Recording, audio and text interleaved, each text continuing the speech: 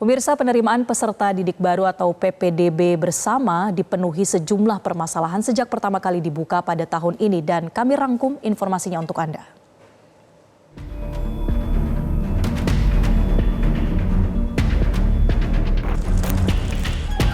Sejumlah orang tua mendatangi sekolah di SMA Negeri 1 Soreang, Kabupaten Bandung, Jawa Barat. Mereka datang lantaran anak mereka kesulitan mengunggah berkas sebagai persyaratan untuk masuk ke sekolah tujuan.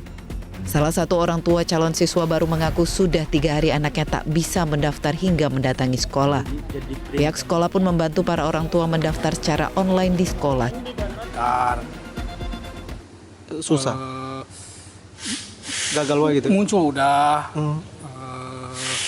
Mau kirim gagal, kirim gagal. Gitu. Oke, berarti udah berapa hari Pak kayak gitu Pak? 2 hari lah.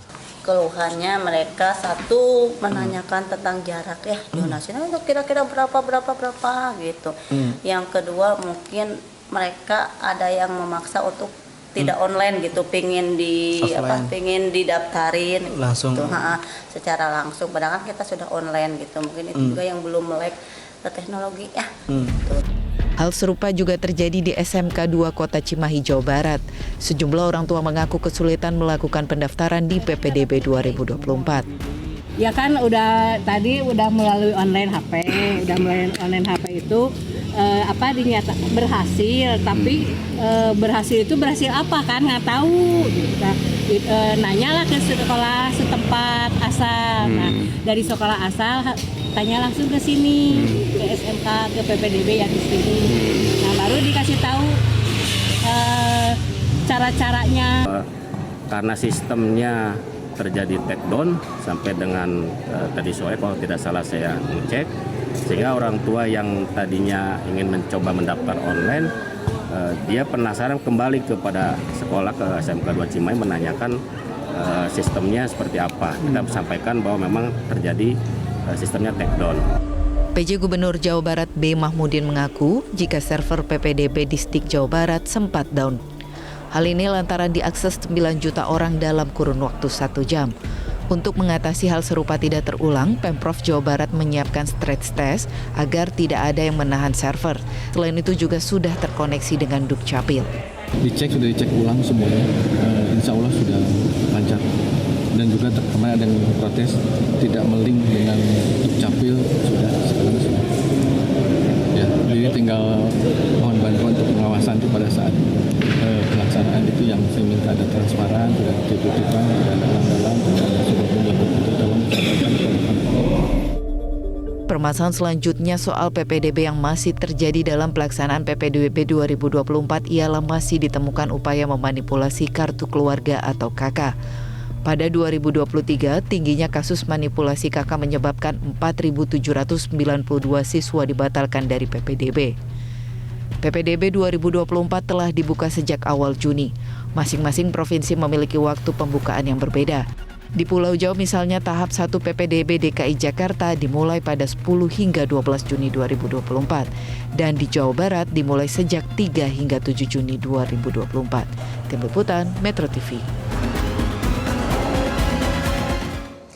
Dan untuk membahas lengkapnya terkait permasalahan dalam penerimaan peserta didik baru atau PPDB tahun 2024, kami telah terhubung dengan pengamat pendidikan Indra Harismiaji. Selamat pagi Pak Indra.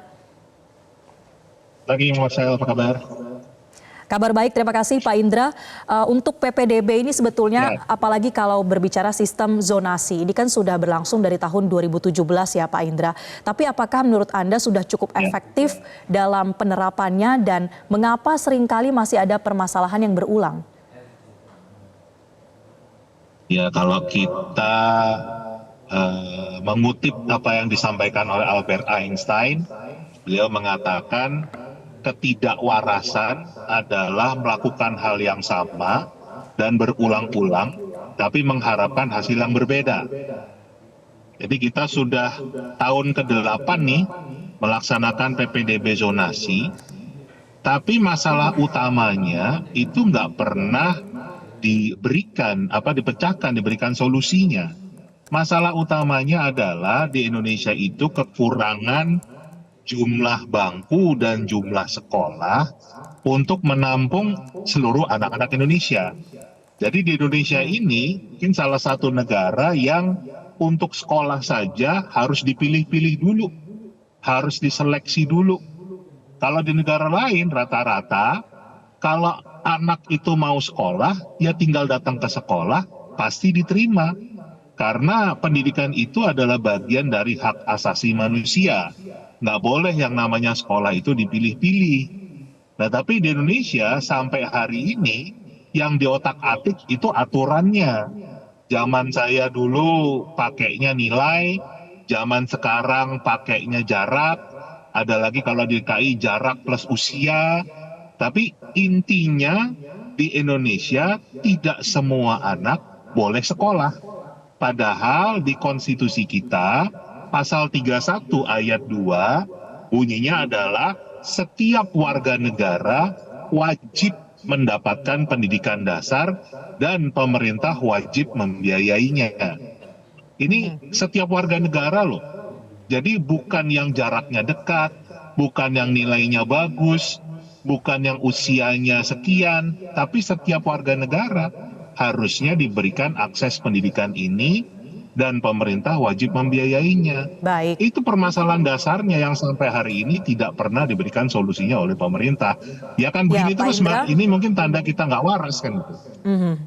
Nah, persoalan dari sebetulnya kurang jumlah sekolah atau kuota bangku sekolah untuk siswa di salah satu wilayah ini kan sebetulnya coba ditangani pemerintah dengan sistem zonasi. Tapi kemudian sistem zonasi ini menimbulkan masalah lain, Pak Indra. Misalnya titip-menitip kursi, manipulasi kartu keluarga, sampai KPK harus mengeluarkan surat edaran soal bahaya pungli dalam sistem PPDB pada tahun ini.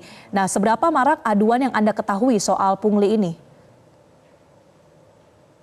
Jadi gini, kalau kita bicara tentang membuat sebuah kebijakan bidang pendidikan, kita itu nggak bisa hanya bicara hasil atau output. Tapi kita juga harus bicara tentang outcome atau dampak. Apa dampak dari sebuah kebijakan? Jadi bukan hanya hasilnya saja. Nah, kalau kita bisa lihat, harusnya kan dievaluasi. Selama 8 tahun PPDB zonasi ini dilaksanakan, dampaknya adalah muncul hal-hal yang justru bertentangan dengan esensi pendidikan itu sendiri. Di pendidikan itu kan nggak mengajarkan berbuat curang, bohong, korupsi. Kan kita justru mengajarkan hal yang baik.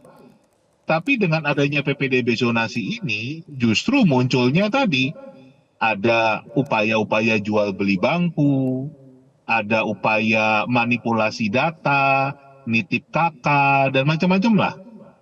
Dan itu yang justru bertentangan dengan esensi pendidikan kan. Nah, tetapi apakah ada perbaikan sampai hari ini? Kan nggak ada. Ya kita akan selalu tiap tahun akan membahas hal yang sama, Mbak. Jadi tiap tahun saya diundang Metro TV, kita Perbaikan membahas hal seperti yang sama apa, Pak Indra, yang diharapkan? Tapi nggak pernah dijadikan solusi. Apakah mengganti sistem zonasi Gimana? itu atau ada perbaikan dari segi teknisnya? Perbaikannya adalah kita harus menambah akses. Kita harus membuka sekolah baru, kita harus membuka bangku-bangku baru untuk semua anak Indonesia. Karena itu apa yang tertera di dalam konstitusi. Kalau negara kita mampu membangun kereta cepat, mampu membangun IKN, yang tidak ada di konstitusi, ini saya tidak mengatakan itu hal yang buruk ya, bukan saya berpendapat seperti itu. Tetapi IKN dan kereta cepat itu tidak ada di konstitusi. Akses pendidikan ada di konstitusi. Ini kan berarti bicara tentang political will, tentang kapan pemerintah mau melaksanakan kewajiban konstitusionalnya. Bukan bicara tentang proyek-proyek mercusuar yang memang tidak menjadi amanat konstitusi. Jadi kita bicara prioritas. Nah, prioritas itu harusnya pendidikan. Tapi kenapa tidak dilakukan? Dan rakyat juga diam-diam aja, terima-terima aja tiap tahun rebutan bangku seperti ini, dan bahkan artinya ikut soal keberpihakan membuat kisruh terhadap dunia pendidikan ini manipulasi belum data cukup dan lain sebagainya. tergambar begitu ya Pak Indra dalam permasalahan yang selalu muncul di sistem PPDB zonasi setiap tahun. Tapi Pak Indra, kalau kita bicara soal apa yang sudah terjadi sekarang ya, dan PPDB ini sudah dibuka juga pendaftarannya untuk siswa. Apa kemudian yang bisa dilakukan oleh sekolah atau dinas pendidikan di berbagai wilayah ini untuk menciptakan sistem PPDB yang memang berkeadilan untuk tahun ini? Sudah terlampau lama, Mbak. Ini sudah 8 tahun, tapi tadi saya ini termasuk orang yang dulu mendesain PPDB zonasi di tahun 2017. Tapi memang waktu itu kesepakatannya PPDB zonasi ini aturannya sudah benar. Aturannya sudah benar. Kenapa? Karena ini kan kita bicara layanan publik. Kalau kita berada di, misalnya kita tinggal di sebuah daerah kelurahan gitu ya, kan kita ngurus KTP-nya di kelurahan kita, bukan di kelurahan tetangga, bukan di nyari kelurahan favorit. Jadi di seluruh negara pun yang namanya zonasi sudah benar. Kita tinggal di situ, sekolahnya juga di situ. Nah, harusnya secara bersamaan dibuka akses, dibangun sekolah-sekolah baru misalnya, atau juga kita bisa memanfaatkan sekolah swasta yang sudah ada, yang bahkan sudah banyak sekolah swasta yang dibangun sebelum Republik ini berdiri. Sekarang diubah sekolah swastanya, jangan lagi rakyat atau masyarakat yang bayar SPP, tapi pemerintah yang bayar SPP. Mekanisme itu sebetulnya sudah mulai dijalankan di DKI Jakarta, tapi nggak tahu apakah itu juga dihentikan tahun ini atau masih dijalankan. Tapi itu salah satu langkah yang positif kalau memang itu betul-betul dijalankan dan rakyat nggak akan rebutan. Terima kasih atas sejumlah catatan Anda Pak Indra. Akan ada korupsi, Mbak. Baik itu terkait evaluasi PPDB selama 8 tahun terakhir ini ataupun apa yang kemudian bisa dilakukan pemerintah untuk kedepannya. Terima kasih pengamat pendidikan Indra Harismiaji telah bergabung bersama kami di Selamat Pagi Indonesia. Jelajahi cara baru mendapatkan informasi. Download Metro TV Extend sekarang.